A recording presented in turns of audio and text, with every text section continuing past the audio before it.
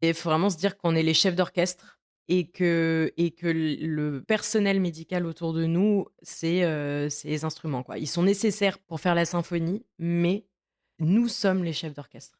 One, two, three, four.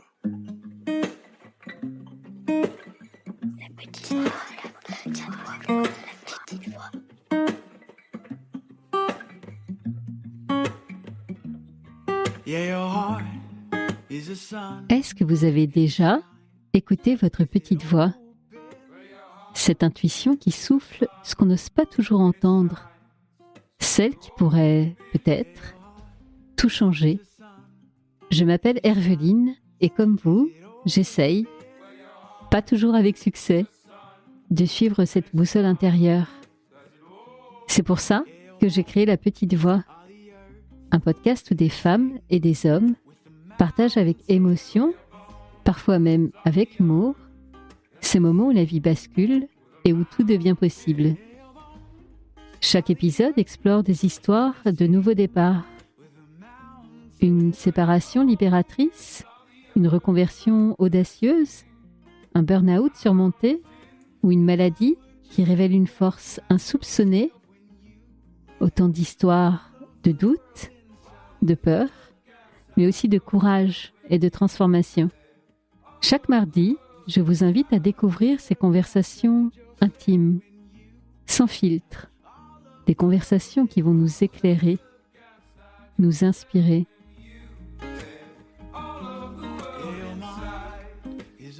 Alors, prêt à écouter La Petite Voix pour entendre la vôtre? La Petite Voix, le podcast.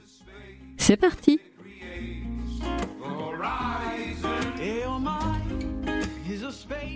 Je suis très heureuse de retrouver aujourd'hui Aïssatou. La semaine dernière, elle nous racontait comment la polyarthrite rhumatoïde s'est invitée dans sa vie à 28 ans et le long chemin pour en faire une alliée plutôt qu'une ennemie. Aujourd'hui, on se retrouve pour un épisode tout en conseils concrets. Parce qu'accepter une maladie chronique, ça ne se décrète pas, ça s'apprend, ça se travaille et ça commence par se mettre à l'écoute de son corps et de soi.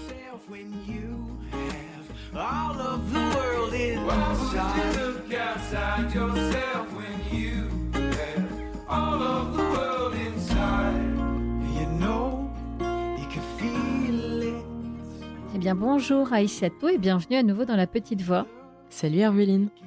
Bon, on se retrouve une semaine après que tu nous aies fait ce récit à la fois touchant et lumineux de ce que tu vis depuis 4 ans avec la polyarthrite rhumatoïde, c'est ça?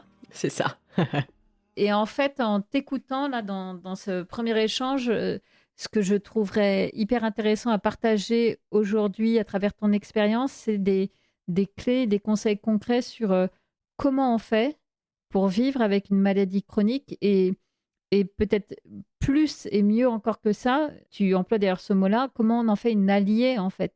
Tu nous le dis dans l'épisode, il y a ce moment-là en Norvège où tu as un déclic, où tu dis, bah non, en fait, ok, elle fait partie de moi cette maladie, donc maintenant j'en fais mon allié, mais concrètement, qu'est-ce que tu as mis en place pour y arriver? Moi, mon premier conseil, mais vraiment qui selon moi devrait même être obligatoire, c'est d'être accompagné psychologiquement. À partir du moment où on est diagnostiqué, je sais que il peut y avoir des questions financières, ça va dépendre aussi de là où on habite, mais l'accompagnement psychologique, à mon sens, il est primordial parce que, comme tu l'as dit dans l'épisode de la semaine dernière, être diagnostiqué d'une maladie chronique, c'est en fait, faire le deuil d'une vie d'avant et apprendre à vivre et à accepter une nouvelle, vie. Enfin, tout seul, ça se fait difficilement, je pense, donc vraiment, se faire accompagner, c'est pour moi le premier pas pour commencer à aller mieux et pour faire ce chemin, vers, l'acceptation. D'autant que, si je peux me permettre, mais ton parcours illustre à quel point, et c'est tellement humain, à quel point, quand le diagnostic tombe, on n'a qu'une envie, c'est de ne pas l'entendre, en fait. Et donc, d'être dans une forme de déni et d'essayer de mettre la maladie à distance. Sauf que ton exemple prouve bien, la maladie, elle se rappellera toujours à un moment donné ou l'autre à nous, quoi. C'est ça, c'est exactement ça. Et pour moi, un autre point important, c'est, et que moi j'ai pas eu, c'est de vraiment chercher à comprendre sa maladie, comprendre ce qui se passe dans son corps, comprendre, de quoi il s'agit, comprendre, tous types de traitements qui sont possibles, comprendre quelles sont les évolutions possibles, enfin, juste avoir tous les éléments qui permettent de mettre des mots sur cette perte de contrôle qu'on a sur le corps, de notre corps quand on est diagnostiqué, mais qu'en fait, vous pouvez reprendre en vous renseignant, en cherchant à comprendre, en ayant ouais, une très bonne connaissance de ce qui vous arrive.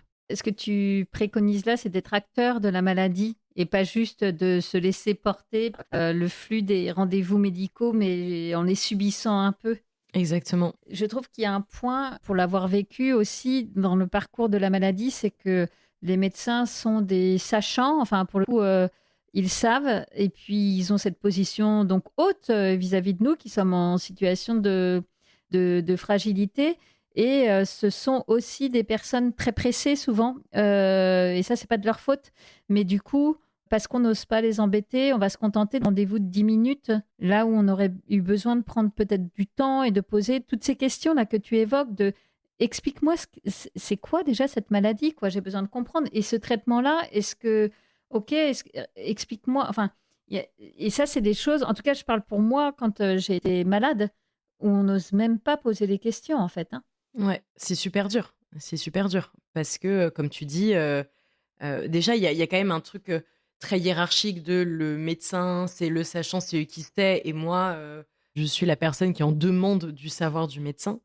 Mais en fait, je pense que toute la question d'acceptation de la maladie et de faire de la maladie son allié, c'est déjà de la comprendre, de savoir comment elle, le médecin, il sait pas ce qui se passe, dans notre corps. Il connaît la maladie dans les grandes lignes, mais en fait, chaque maladie s'exprime différemment selon chez qui elle est et donc c'est important de comprendre la maladie dans son fonctionnement dans les grandes lignes et de comprendre comment elle fonctionne chez soi, pour ensuite derrière être capable de prendre en main son parcours de santé avec ses médecins. Et je dis bien ses médecins en plus parce que je pense que c'est important de s'entourer de plein de types de médecins différents. Mais voilà, vraiment pour moi, c'est super important de faire ce travail-là de bonne compréhension de la maladie, soit avec son médecin, soit avec les associations de patients, via les journées d'éducation thérapeutique à l'hôpital. Enfin bref, tous ces espaces. Internet dit beaucoup de choses aujourd'hui. Enfin bref, il y a plein de ressources qui font que c'est possible aujourd'hui de comprendre ce qui nous arrive. Oui, il y a comme une équipe à créer autour de soi et on peut faire partie de cette équipe en fait. Vraiment, on peut manquer fort de confiance en soi. Et ce que tu dis là, moi, ça me parle, ce truc de...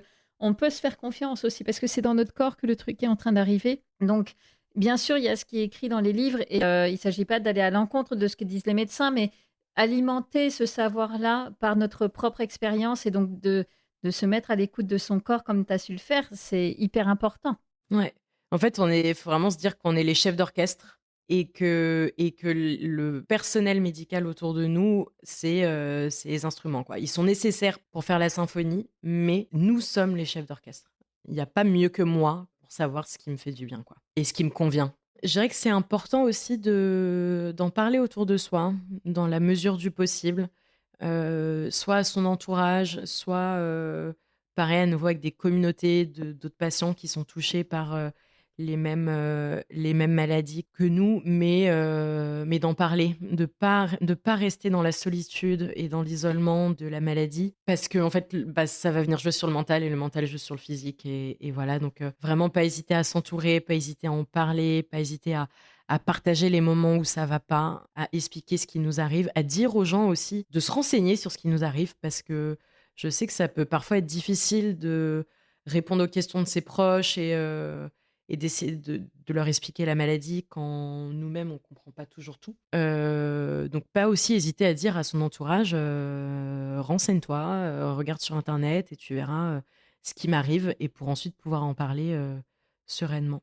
Un autre conseil que je peux apporter aussi, c'est de trouver ces nouvelles activités, ce nouveau mode de vie qui va faire du bien. Par activité, j'entends activité sportive, par exemple. Dans les modes de vie, il peut y avoir l'alimentation, la manière de vivre dans son logement, peut-être changer même de logement. Mais en tout cas, trouver ces petites choses qui vont faire du bien au corps et à l'esprit. Moi, ça m'a fait beaucoup de bien. Et ça redonne une foi dans ses capacités et dans ce que le corps peut nous apporter.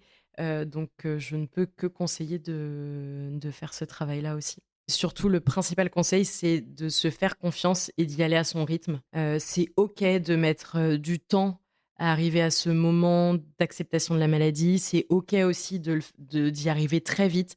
On a tous des rythmes différents, on a tous des fonctionnements différents. Faut juste vous faire confiance, vous écouter et y aller comme vous pouvez, comme vous le sentez et à votre rythme, quoi. Ça, c'est vraiment, je pense le conseil le plus important que je peux partager, que j'aurais aimé qu'on me partage, quand j'ai été diagnostiquée. Et moi, ce que j'entends quand tu dis ça, et c'est vrai que c'est hyper important de le dire, c'est que, comme tu dis, là, tu parles de ton parcours avec des années de recul. Donc, bien sûr que là, tu as une forme de sagesse, mais il t'a fallu quand même toutes ces années-là pour en arriver là.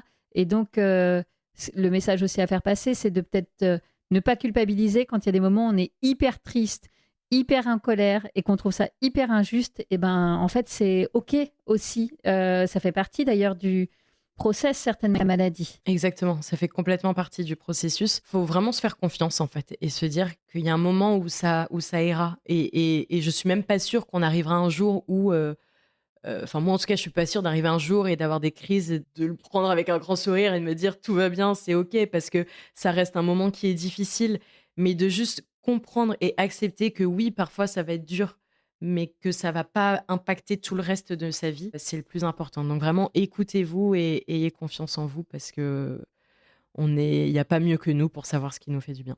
Je trouve que c'est le meilleur conseil sur lequel terminer cet épisode. C'est exactement ça, se faire confiance et puis on sait ce qui est juste pour nous. Merci beaucoup pour ce partage d'expérience, Aïssatou. Et vraiment, plein de belles choses à toi pour la suite. Merci beaucoup, Herveline. Yeah, your heart is a sun and it shines as it opens. Where your heart is a sun and it shines as it opens. Voilà, La Petite Voix, le podcast, c'est fini pour aujourd'hui. Si vous avez aimé cet épisode, parlez-en autour de vous.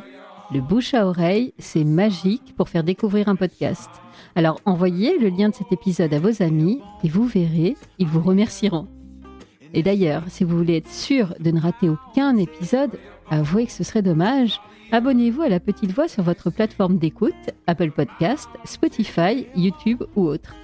Profitez-en d'ailleurs pour m'y encourager avec des étoiles, des bonnes notes et des commentaires.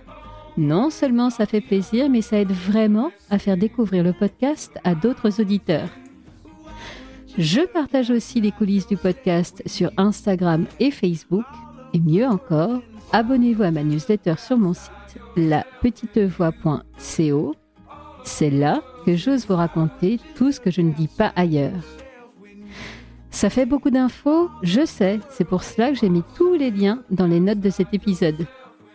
Allez, je vous donne rendez-vous mardi prochain. D'ici là, portez-vous bien et soyez heureux. Your horizon. Well, your mind is a space that creates the horizon. Your mind is a space that creates.